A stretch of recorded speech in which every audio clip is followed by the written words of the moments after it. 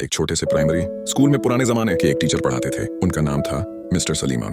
सफेद दाढ़ी, चेहरे पर झुर्रियां और हमेशा सादे कपड़े, कभी इस्त्री नहीं होते थे। बच्चे अक्सर हंसते। कोई कहता, सर आपके कपड़े तो बहुत पुराने हो गए हैं। तो कोई दूसरा बोलता, सर आप भी कभी नया सूट ले लीजिए ना। लेकिन सर सलीम बस मुस्कुरा देते। उनकी आंखों में थकान जरूर थी, मगर दिल में बाग्यान की रोशनी वैसे अब भी चमक रही थी। क्लास में एक बच्चा था, अरमान बू। वो हमेशा पहली बेंच पर बैठता, ध्यान से सुनता और कभी किसी का मजाक नहीं उड़ाता था। एक दिन जब पूरी क्लास हंस रही थी, अरमान अचानक खड़ा हुआ। उसने ऊंची आवाज में कहा, बस करो सब लोग, कपड़ों से नहीं, इंसान के ज्ञान से उसकी पहचान बनती है। सर के कपड़े पुराने होंगे, लेकिन उनका ज्ञान नया है और वही हमें सिखा रहे हैं। क्लास में सन्नाटा छा गया। कुछ बच्चों ने सिर झुका लिया। सर सलीम ने अरमान की तरफ देखा। आंखों में आंसू थे, लेकिन चेहरे पर मुस्कान। उन्होंने धीरे से कहा, बेटा आज तुमने मेरी नहीं, हम ज्ञान की इजाजत की है। अगर एक भी छात्र समझ जाए कि सम्मान इंसान के कपड़ों में नहीं, उसके दिल में होता है, तो मेरी मेहनत सफल हो गई। वक्त बीत गया, साल खत्म हुआ, सब बच्चे अलग अलग स्कूल चले गए, लेकिन सर सलीम हमेशा कहते, मेरी इज्जत एक बच्चे ने की थी और वही सबसे बड़ा इंसान बन गया। सालों बाद जब वही अरमाना उस स्कूल के गेट पर लौटा, उसके हाथ में फूलों का गुलदस्ता था और चेहरे पर वही आदर। सर मैं आज टीचर बन गया हूँ आपकी तरह। सर सलीम ने कांपते हाथों से उसका सिर सहलाया और बोले, बेटे जो ज्ञान बांटते हैं वो कभी बूढ़े नहीं होते। आज तुमने साबित कर दिया कि